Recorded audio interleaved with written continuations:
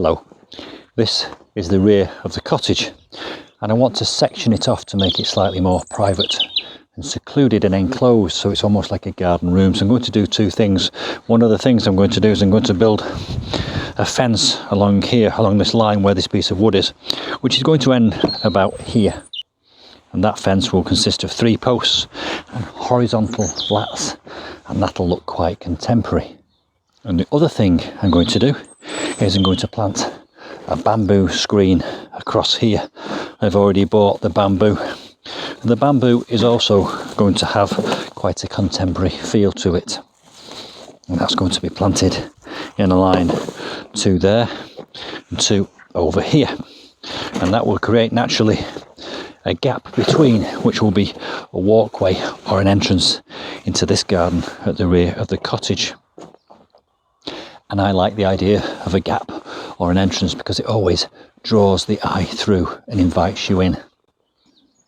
And of course, one of the risks or the dangers or the problems with bamboo is that it can be quite invasive.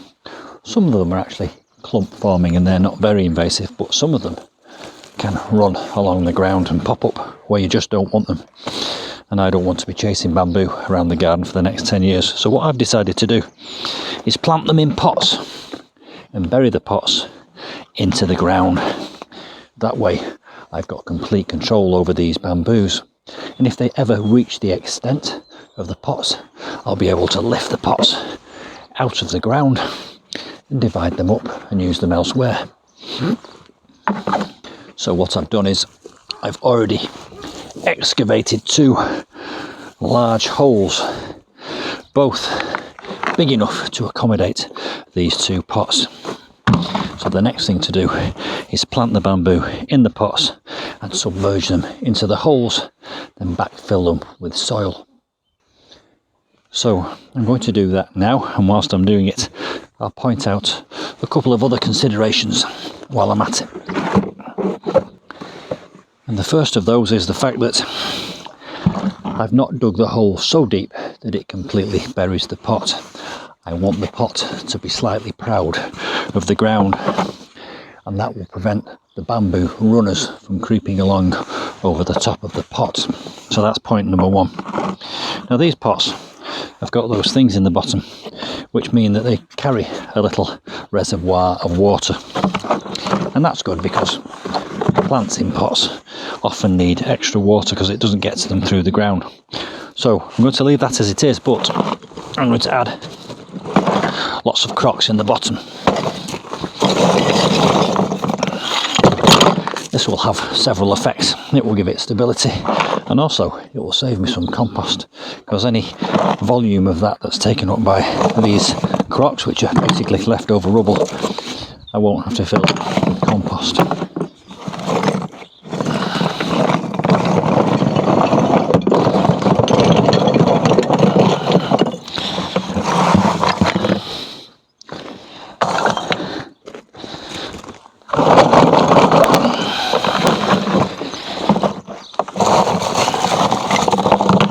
So you can see now a good 2 or 3 inches of the bottom of these pots is taken up by these crocks. That will save me compost and aid drainage. Whilst we're on the subject of compost, I think there's a temptation or a tendency to go out and buy loads of bags of compost and fill all your pots with them. It's not necessary. A mix of topsoil and compost will do the job perfectly well, especially if you enrich it with some extra food like pelleted chicken manure or blood, fish and bone. And that's exactly what I'm going to do here now. So I'm going to go with 50-50, and these pots don't need to be completely full. So what I'm going to do is I'm going to half fill one with compost, half fill the other with soil, throw it in my wheelbarrow, mix it together and add some enrichment.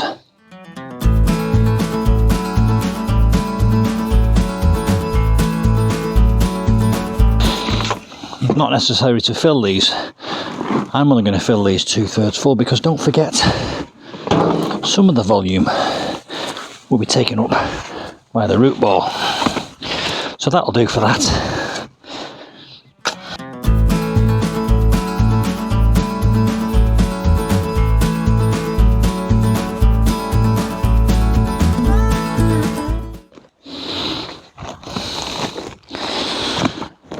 Organic chicken manure pellets.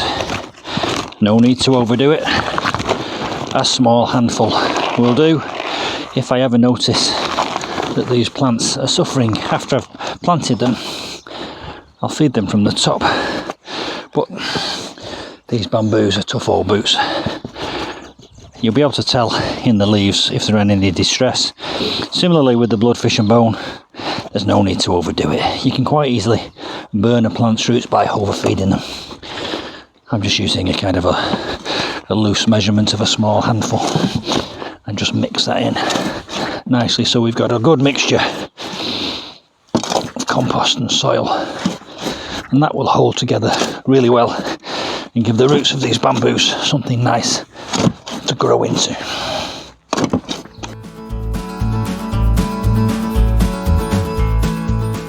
So the next thing I'm going to do is get these bamboos out of the pots and into these pots.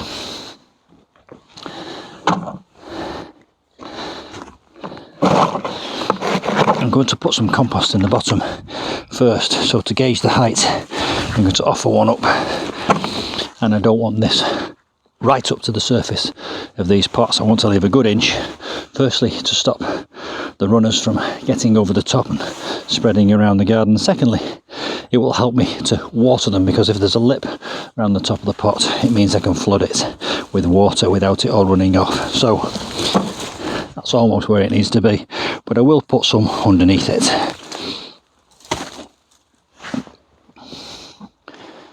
With some of the compost soil mix with added nutrients of pelleted chicken manure, bloodfish and bone. I might as well put some in the other one while I'm here.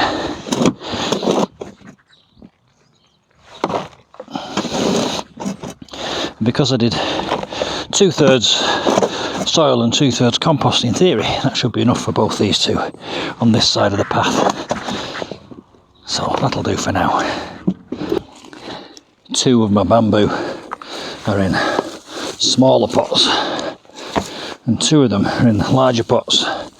So I'm going to put a large and a small one on this side, a large and a small one on that side. And that's about right, that's about where I want it. That one is a little bit low, so I shall bring that up with a bit more filling underneath.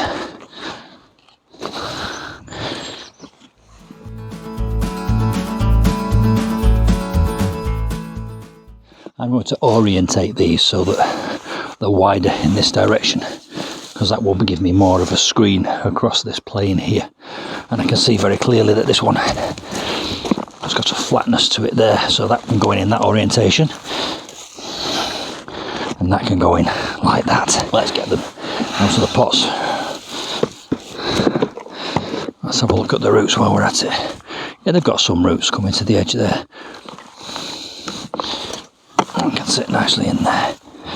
And now I'll backfill with some soil.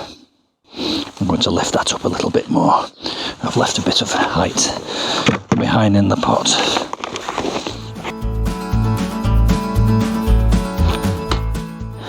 Now let's fill this pot and firm it in.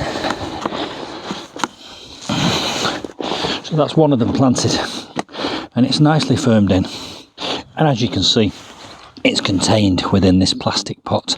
There's no chance of that escaping, because the plastic pot is proud of the surface. Eventually, I will be covering this whole area around the patio that I'm about to install with wood chip as a mulch, and these will disappear underneath that mulch. But for now, because I've only just planted this and it's not really got any roots into the ground yet, I've got a final thing I'm going to do. This is really just a temporary measure, just to give it some ballast, because these are prone to rocking in the wind. I've got some pebbles here. I'm going to put them all around the base. I suppose it's aesthetically pleasing, but more than that, it'll give some weight to the root ball and help it to get established into its new home.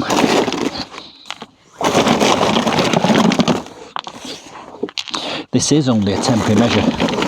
I will remove them in a few months when I know it's got some roots. When I see some evidence of new growth, I'll remove all these. They're not permanent, they're just to give it some stability for now.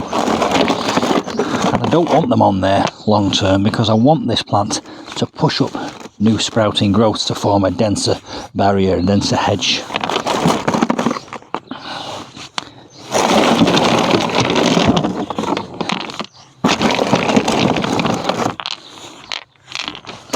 That's good and solid now, nice and stable. Even with a strong wind, that will be stable.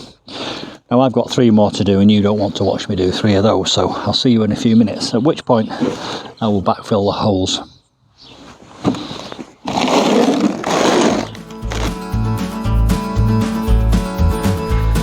So there we go. 4 lovely tall bamboos potted in. All I've got to do now is backfill, and of course the quality of this soil for backfill is of no relevance because the roots of these bamboos are never going to touch it. So in summary, I've planted them in pots which I've buried into the ground because bamboos are invasive. I've left a good 2 inches at the top to stop the runners climbing over, and I've also left that 2 inches so that I can flood them with water. If these ever get too big for these pots, I can just lift the pots and divide the bamboos. I've stabilised them on the top with some small stones and small boulders. They are only a temporary measure. Once this gets some roots into that pot and is stable, I'll remove those because I do want the runners to come out and form a nice dense hedge, which, with the addition of a contemporary screen which I'll put in from the corner of the cottage to the final bamboo there, will form a secluded space at the back of the cottage. I hope you found that helpful, useful, entertaining. Please do subscribe to my channel, like the video and hit the notifications bell. Also, comment below with your ideas on bamboos and anything gardening. It's always nice to hear from you, and I'll see you soon.